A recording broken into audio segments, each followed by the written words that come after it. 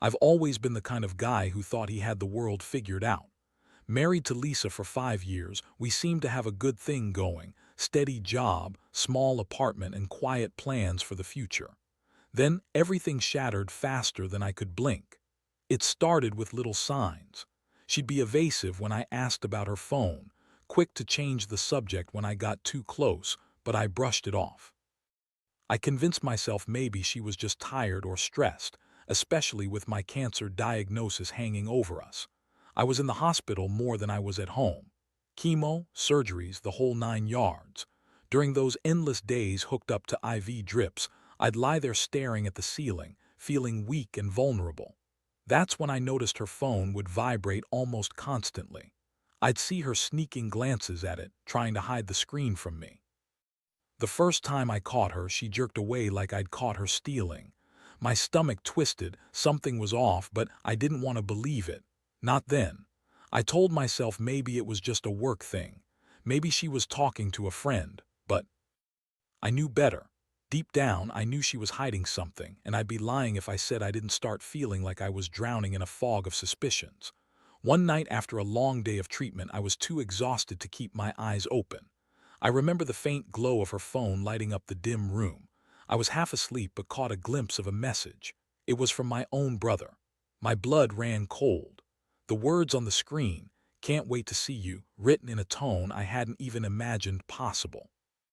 My brother had always been the kind of guy who liked to push boundaries, but this was different. This was betrayal on a level I didn't know how to process.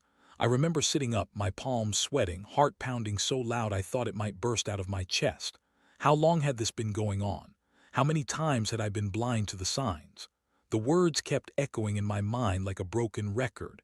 Asterisk betrayal, betrayal, betrayal, asterisk. I didn't want to believe it. I kept telling myself maybe it was a mistake, maybe I was misreading things, but then I saw the photo, her and my brother close, way too close, wrapped in a silent embrace that said everything without a single word. I could feel my stomach turn, the breath catch in my throat. I clenched my fists so tight my nails bit into my palms. I wanted to shout, to scream at her, but I was too stunned. I just sat there staring at that screen, feeling my world slip out from under me. I knew I had to act, but I didn't know how. I was drowning in a whirlpool of shock, rage, and heartbreak. I thought I knew her. I thought I knew my family. Turns out I didn't know anything at all. When I finally confronted her about the message the next day, she tried to brush it off like I was overreacting. "It's nothing," she said, her voice trembling, eyes darting. "Just a misunderstanding." I looked her dead in the eye and said, "Misunderstanding? That's my brother, Lisa. How many more lies do I need to catch you in before I stop trusting you?" She looked away, silence stretching painfully between us. That's when I realized my world was already falling apart and I was just standing there, powerless, watching everything I thought mattered burn to ash. After that, I started piecing things together, small things. The way she avoided my gaze, the hurried phone calls, the late nights she claimed were for work. I didn't want to believe it, but I couldn't ignore the signs anymore. I was sick, weak, fragile, yet somehow I felt a fire ignite inside me. I had to do something. I had to figure out how to turn this betrayal into something that hit them where it counted. But I wasn't ready to reveal my hand just yet. No, I needed a plan, something precise, calculated. I had to show them that I wasn't just a wounded husband. I was a man who'd burn everything down if I had to. The question was, how do you fight back when the very people you trusted most have turned into your enemies? I wasn't sure at that moment, but I knew one thing: this wasn't over. Not by a long shot. The day after I found out the truth, everything inside me felt like it was cracking apart. I couldn't focus, couldn't breathe right. My whole body felt heavy, like I was dragging a lead weight behind me everywhere I went. My stomach was in knots, and my palms kept sweating even though the room was cool. I kept replaying that message, that photo, her and my brother in some silent, intimate pose. I told myself I needed to see everything clearly before I did anything reckless, but the fire inside was already burning hot. I started noticing little things, small clues I hadn't paid attention to before. The way her phone always seemed to be glued to her hand, even in the middle of the night. The way she'd slip out of bed quietly, trying not to wake me when she thought I was asleep. The new perfume she'd started wearing, something floral sweet, but it didn't suit her at all. It was then I realized I'd been blind to so much. It was like I'd been looking at my life through foggy glasses, and now everything was crystal clear. She was cheating, and she'd been lying about it the whole time. I needed proof before I confronted her again. I couldn't just accuse her blindly. That wouldn't do any good. So I decided to investigate. I knew I couldn't trust her anymore, and I sure as hell couldn't trust my brother. I started sneaking around, borrowing her phone when she wasn't looking, checking her social media, her messages. All the while my body was tense, sick with betrayal. I'd catch my breath when I saw nothing. But then I found the photos she'd been hiding, screenshots, messages, little exchanges that confirmed everything. It was worse than I imagined. One particular message stood out. It was from my brother, sent late at night after she'd gone out with friends. It said, "Can't wait to see you tonight, miss you." I stared at it, my jaw clenched so tight I thought I might crack a tooth. I felt like I'd been punched in the gut. How could they do this? How could they betray me like this during my most vulnerable time? I was sick, fighting to stay alive, and they were out there, sneaking around, lying. I could feel the heat rising in my chest, a mixture of anger and despair. I remember sitting on the edge of the bed, clutching her phone so tightly my knuckles turned white. My mind was racing. I had to think, what's the next step? I couldn't go on like this, living with the lies. I decided I needed to turn the tables to make sure they understood I wasn't going to take this lying down. I wanted to hit them where it hurt the most, without crossing the line into anything that would ruin me legally or morally. Revenge, yes, but clean and precise. I spent the next couple of days planning. I knew I had to be smart about it, no rash moves, no emotional outbursts. This had to be calculated, cold even. I gathered all the evidence I could, screenshots, messages, her scent still lingering on her clothes. I made copies of everything. I wanted to make sure I had proof, something I could use to confront her, and if need be, to expose her publicly. I wasn't planning to just yell at her and walk away. No, I wanted her to feel the weight of her betrayal, to understand that I knew everything and I wasn't going to let her get away with it. That's when I started crafting my revenge plan. It wasn't just about hurting her, it was about making her see what she'd lost. I wanted her to realize that her lies had consequences, and I'd be the one to deliver those consequences, quietly and efficiently. I started setting everything in motion, timing, locations, the words I'd say. I'd make her regret ever crossing me, and I'd do it in a way that she'd never forget. The first step was to make her think I was still unaware. I kept my cool around her, acting normal, hiding my plans behind a calm facade. It was hard. Every time I saw her smile or heard her laugh, I felt my fists tighten, but I had to stay composed. I knew that if I lost control now, I'd ruin everything. I had to be patient, methodical. Patience was my biggest weapon now. She thought she was getting away with everything. Little did she know I was already planning her downfall. The night I decided to execute the first part of my plan, I felt a strange mix of nervousness and relief. It was time. I was going to show her I wasn't a victim. She'd regret what she'd done. I just hoped I could pull it off without destroying what little family I had left. But after everything, I wasn't sure I cared about that anymore. All I cared about was making her see exactly how broken her lies had made me, and that I'd fight to get my life back, no matter what it took. The plan was simple in theory, but executing it took every ounce of restraint I had. I kept the evidence tucked away, ready to unleash at just the right moment. I didn't want to tip her off prematurely. That night, I sat on the couch, pretending to be absorbed in the TV, but my mind was racing.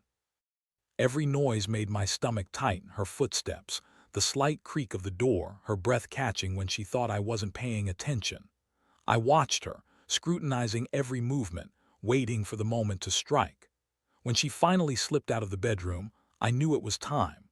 I casually reached for my phone, pretending to scroll through messages, but I was really setting up my own little surveillance to catch her if she slipped up again. I had already prepared a folder on my laptop with all the screenshots, her texts, photos, and the messages from my brother. I'd been collecting for days, making sure I was ready to reveal everything at once. She was gone for only 15 minutes, but it felt like an eternity. When she returned, she looked slightly more nervous than usual. I kept my tone steady, almost nonchalant. "Hey honey, you all right? You've been out late." She hesitated, then offered a half smile. "Yeah, just some errands, nothing special." I nodded, playing the part of the concerned husband. Inside, I was seething. I already knew what I had to do next. I'd been planning this moment for days, and I wasn't going to let her slip away again. After she went to bed, I stayed up late, opening my laptop. My fingers trembled slightly, but I made myself focus. I pulled up the folder with all the evidence, ready to send it to her, to the family, to whoever needed to see it. I knew I couldn't keep her in the dark anymore. She had to understand I wasn't going to be a victim. I clicked send and watched as the files uploaded.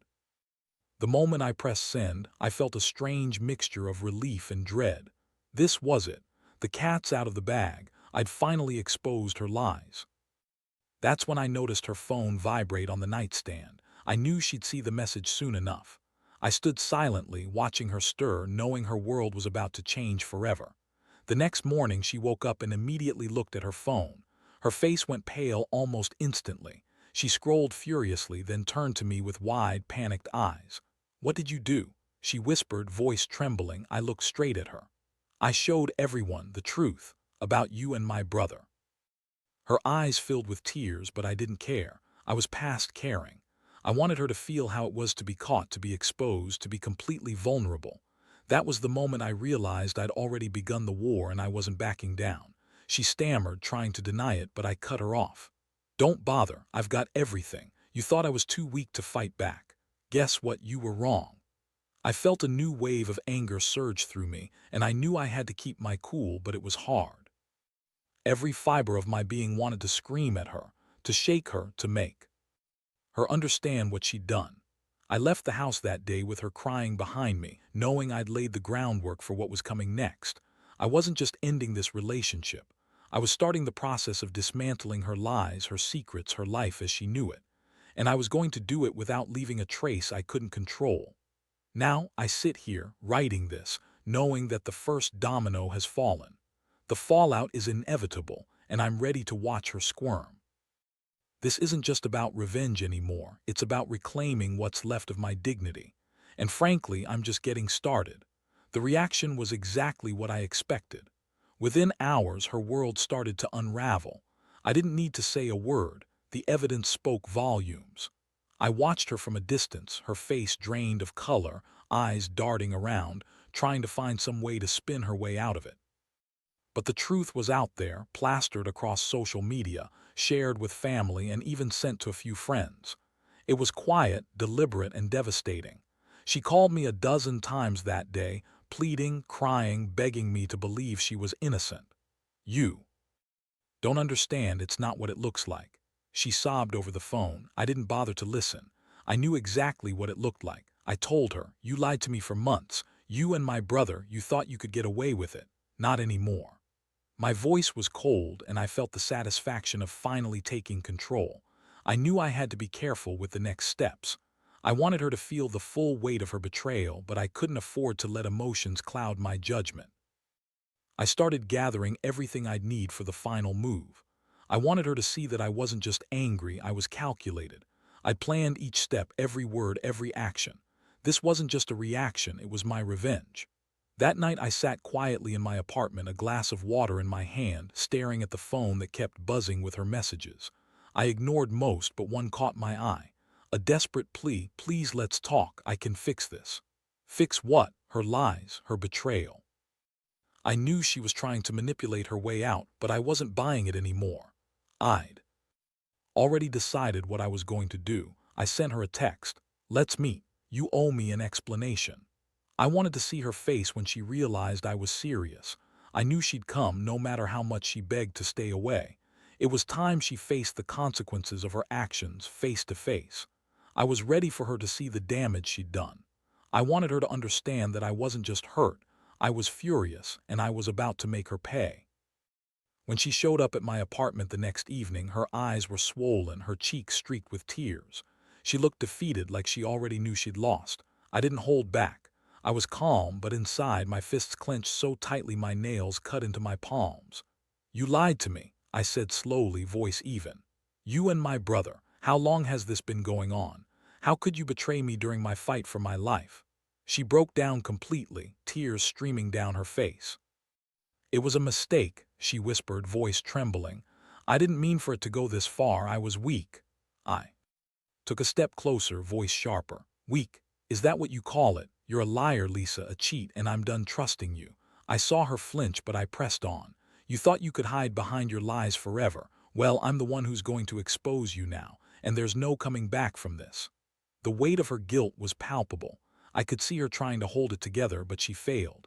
She looked like she'd been stripped of everything. That's when the real plan started forming in my mind. No more hiding, no more pretending. I was going to make her regret everything without violence, just precision. I knew I could do it, and I knew I had to. I told her, "You're not the only one who's hurt, but I'll be the one to make sure you pay for what you've done. You want to keep pretending it's all a mistake, fine, but I'm done being your fool."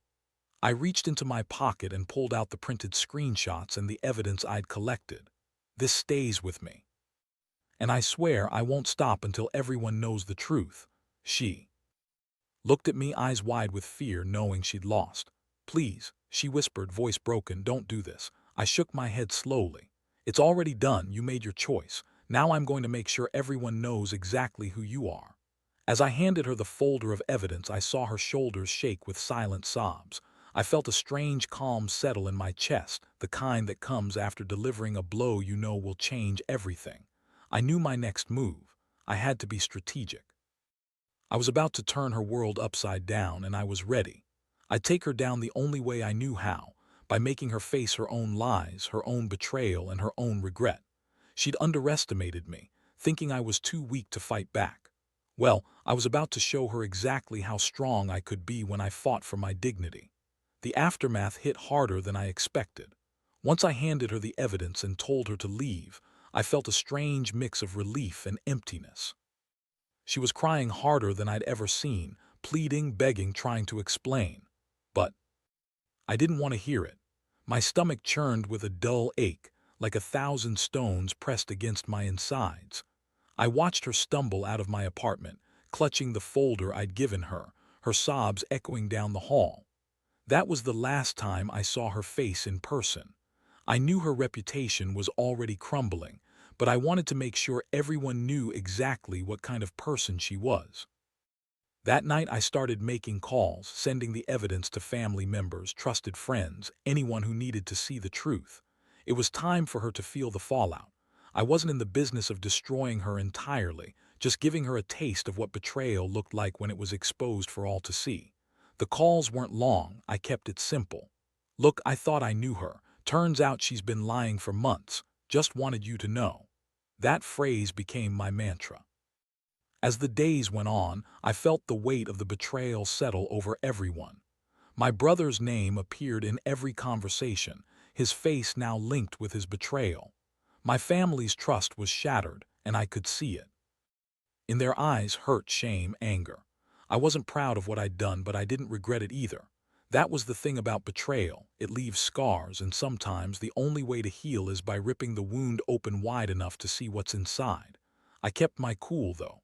I didn't want to sink into the same chaos she'd created. Instead, I focused on rebuilding my life piece by piece. But I also knew I had to do something more. I couldn't just sit back and watch her go quietly into the night. I wanted her to feel the full weight of what she'd lost, her reputation, her dignity, her family. It was time to make her realize she'd played a dangerous game, and now she was losing everything. One evening I sat in my apartment, staring at the evidence folder, feeling the cold truth settle in my chest. I had set this chain of events in motion, but the final blow, that was still coming. I pulled out my phone and typed a message.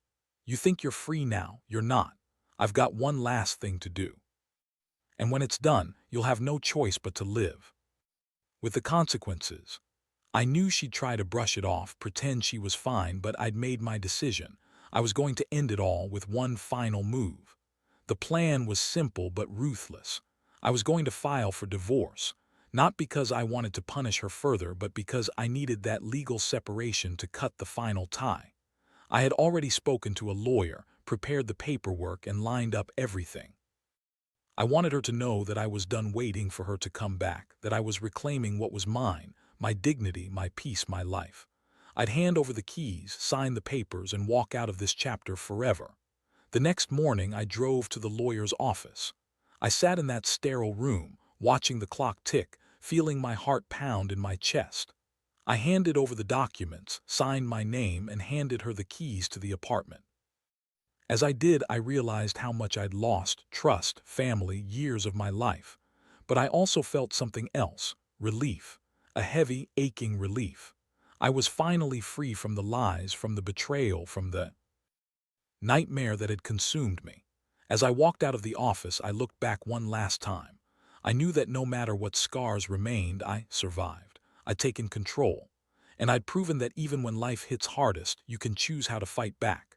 Sometimes the only way to heal is to cut away the poison and move forward. That's what I did. I took action. I handed over the keys to my old life and walked into the unknown, lighter, freer, and finally, in control of my own story. And that, I believe, is the real lesson. You don't have to stay trapped in someone else's lies. You can choose to break free, and sometimes the most painful choices are the ones that set you free. Sitting alone after all of it, I couldn't help but feel the weight lifting, finally. The house was empty now, the silence almost deafening, but it was a different kind of quiet. No more lies whispering behind my back, no more betrayal echoing in my mind. I felt a strange sense of calm settling over me, mixed with the exhaustion of months of chaos. For a long time, I just stared at the empty walls, trying to grasp what had happened. How a life I thought I knew had disintegrated in so little time. The betrayal cut deep, but I realized something important: I had control. Not over her actions, but over how I responded. I could choose to drown in anger or to rebuild piece by piece. I chose the latter. I knew I was scarred, but scars meant I'd lived through it. They were proof I'd survived. I took a deep breath and finally allowed myself to relax just a little. The pain was still there, gnawing at my insides, but it no longer defined me. I had made the decision to move on, to reclaim my life and my dignity. I handed over the keys, signed the papers, and walked out of that chapter with my head held high. I knew I'd get through it, not because I was unbreakable, but because I refused to be a victim anymore. Looking back, I understand now that betrayal is a reflection of who the other person is. It's not about you. It's about their inability to be honest, to be loyal. I learned to see that, and I learned that my worth isn't tied to someone else's lies. What I went through was brutal, but it forced me to see what I'm really capable of, standing on my own, even when everything around me crumbled. I won't say it was easy. It was. There were nights I felt broken, days I wondered if I'd ever trust again. But I also found strength I didn't know I had. I found that even in the worst betrayals, you can choose to rebuild. Sometimes the only way to truly heal is to rip away the false layers and face the raw truth.